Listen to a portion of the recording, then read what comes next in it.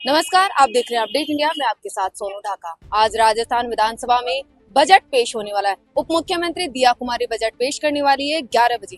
क्या कुछ उम्मीदें हैं और क्या कुछ पेश होने वाला है इस बार, ये हम ग्राउंड पर जानेंगे, लोगों से जानेंगे कि इस बजट में क्या खास होने वाला है और साथ ही उनकी क्या उम्मीदें हैं। अंकल, इस बार क्या कुछ उम्मीदें हैं आपको जो बजट आज पेश होने वाला है उससे?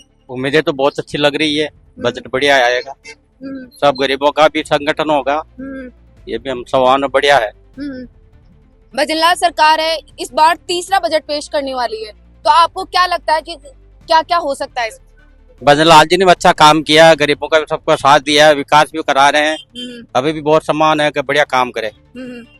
और बच्चों के लिए क्या चाहते हैं कि जो जैसे शिक्षा नगरी बनती जा रही है जयपुर, तो राजस्थान में बच्चों के लिए जो यहाँ आप देखते हो कि यहाँ बच्चे पढ़ने आते हैं, जयपुर में भी, सीकर में भी, तो बच्चों के लिए वैकेंसीज के लिए क्या मांग करना चाहिए? बढ़िया होना ही चाहिए। वैकेंसी तो यही कि सबका काम हो रहा है, बढ़िया विकास करे। भजनलाल जी तो हम ये कहते हैं सबका साथ दे। युवा भी मौजूद है और आज जैसे युवा यहाँ पर तैयारी कर रहे हैं एग्जाम्स की, तो आज जैसे बजट पेश होने वाला है सर, तो आपको क्या कुछ उम्मीदें लग रही है कि भजनलाल सरकार क्या कुछ लाने वाली हो सकती है? मोस्ट प्रोबेबली सबसे पहले तो पेपर लीक के लिए हम लोग चाहते हैं पेपर लीक नहीं हो, इसमें कोई ठोस नियम बने और कार्रवाई हो लोगों पे, दोनों ही पार्टियों से। विपक्ष भी इसके लिए बराबर भूमिका निभाए और पक्ष भी। और दूसरा जो ओएमआर घोटाला चल रहा है, एसआई का चल रहा है, ये सब चीजों को लेके आगे कार्रवाई की जाए। ठंडे बस्ते में डाल दिया इसको ऑलमोस्ट, बस यही। भजनलाल सरकार तो लगातार, जैसे भजनलाल जी जहाँ भी जाते हैं, अपना भाषण होता है, रैलियां होती है, वहाँ ये बोलते हैं कि पेपर लीक में उन्होंने बहुत सारे अचीवमेंट है, एक भी पेपर लीक नहीं हुआ। मैडम ये सब फालतू की बातें हैं। अगर ऐसा नहीं होता फिर ओएमआर कहाँ से चेंज हो गई? अगर उनके टाइम पे हुआ है, गहलोत जी तो करके चल गए, उनके बाद भजनलाल जी नहीं टाइम था ना।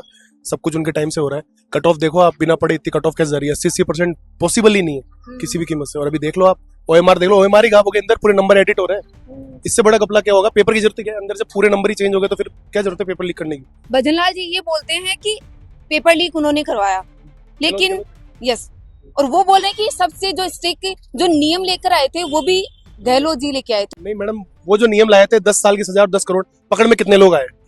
मेरा क्वेश्चन है उनसे कि पकड़ में कितने लोग आए? बना गए, वो जाते टाइम बना गए, काम सारे काले कारनामे करे हुए उनके ही हैं। और अब ये भुगत रहे हैं, तो भुगत तो क्या रहे हैं मैडम, ये भी कर रहे हैं काम, लेकिन मैं खुश नहीं हूँ, सेटिस्फाइड नहीं हूँ इस चीज से। और अब और नई भर्तियों को लेके कैलेंडर जारी कर रहे हैं, तो मैडम भर्तियां बहुत कम निकल रही है। मतलब जैसे टीचर की वैकेंसी थी 7,000 वैकेंसी थी, 30,000 होनी चाहिए लगभग कम से कम। अब 7,000 वैकेंसी मैडम नंबर ही नहीं आएगा। यहाँ 10 लाख लोग फॉर्म भर रहे हैं, एलडीसी का चल रहा है अभी, 8 लाख फॉर्म आ गए, वैकेंसी 10,000 है। तो मतलब ऊँट के मुंह में जी रहा है मैडम। भजनलाल सरकार लगातार बोल रही है कि एजुकेशन सेक्टर में बहुत सारी वैकेंसीज ला रही है, हेल्थ सेक्टर में भी बहुत अच्छा कर रही है और अब एआई सेक्टर में भी काम करने की कोशिश कर रही है। तो आप क्या चाहते हैं कि क्या कुछ ला सकती है, क्या कुछ उम्मीदें हैं बजट से? एआई सेक्टर में तो बेसिकली मोदी सरकार ने भी बोला था कि हमें एआई में काम करना है, तो भजनलाल सरकार को भी इस पे ही काम करना चाहिए, एआई से रिलेटेड कुछ।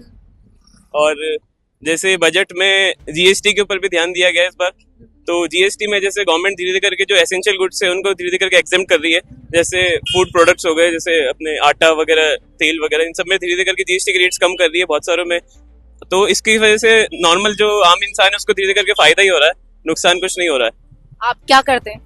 हम सीए फाइनल में है। तो आप ये बताइए कि जो बढ़ती महंगाई है उसको लेकर सरकार क्या कर सकती है, क्या आप बता सकते हैं? उसमें तो गवर्नमेंट एक रेपो रेट होता है जो एक, इसके थ्रू गवर्नमेंट इसको कंट्रोल कर सकती है। जैसे रेपो रेट को कम करके इंटरेस्ट रेट कम हो जाती है, उससे फिर धीरे धीरे करके जो इकोनॉमी है उसके अंदर फंड्स का इनफ्लो बढ़ता है। तो रेपो रेट को कम करके इन्फ्लेशन को कंट्रोल किया जा सकता है। सर, जैसे किसानों की बात करें तो किसानों के लिए जो लोन मांगते हैं, अगर आप जैसे इसमें क्या कर सकते हैं कि सरकार किस तरह दे सकती है? बेसिकली किसानों के लिए आप लोन के इंटरेस्ट रेट को कम कर सकते हैं, जैसी काफी स्कीमें हैं। लेकिन जो बेसिक जो प्रॉब्लम है वो ये है कि किसानों के अंदर अवेयरनेस नहीं है इन प्रोग्राम्स के रिलेटेड। तो अपना मेजर फोकस जो है वो एजुकेशन सेक्टर पे रहना चाहिए, जिससे कि लोग अवेयर हो पाए कि हाँ इस तरह की स्कीमें अवेलेबल है हमारे पास में और इन चीज़ों का फायदा उठा सकते हैं।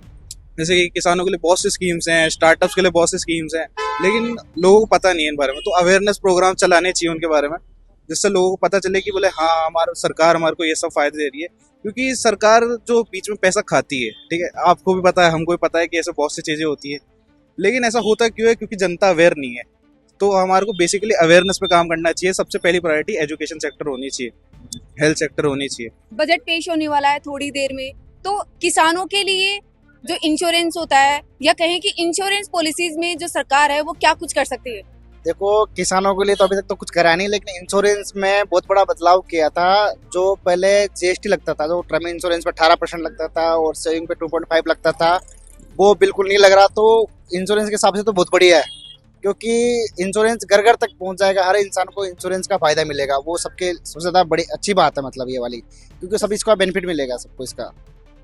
किसानों के लिए या अभी आप क्या चाहते हैं कि किसानों के लिए ये सुविधा कर सकती है सरकार इस बजट में?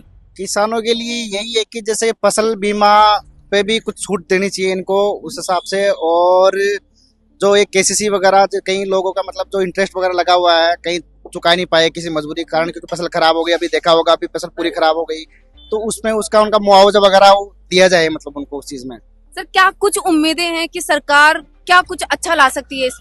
मैम सबसे ज्यादा तो ये रोजगार की दिक्कत अपने यहाँ पे जाता। सबसे पहले तो रोजगार, इतने ही युवा बेरोजगार है कि सबसे पहले रोजगार की कुछ व्यवस्था करें। और आप जो किसान की बात कर रहे हो, किसानों का भी आप जानो ओलावृष्टि में कितना नुकसान हुआ, तो सबसे ज्यादा मुआवजा क्या देते हैं ना। एक भी जैसे मान लो 1 लाख रुपए की फसल खराब नष्ट हो गई, तो मुश्किल से 1000 या 2000 5000 रुपए मुआवजा देते। तो किसान की इससे मतलब पोजीशन बहुत ज्यादा खराब होती जा रही है दिन। भजनलाल सरकार से क्या चाहते हैं? भजनलाल सरकार से हम चाहते हैं कि आप ज्यादा से ज्यादा युवाओं को रोजगार दें और किसानों के लिए अच्छी अच्छी स्कीम लाएं। हमने जाना कि जो लोग हैं वो महिला शक्ति है, वो भी अपनी अपनी मांग रख रही है, किसानों के लिए भी मांग है। क्या कुछ खास लाने वाली है सरकार, वो हम थोड़ी देर में आपको बताएंगे। ऐसी अपडेट्स के लिए देखते रहिए अपडेट इंडिया। मैं सोनू ढाका, मेरे सहयोगी राहुल के साथ जयपुर।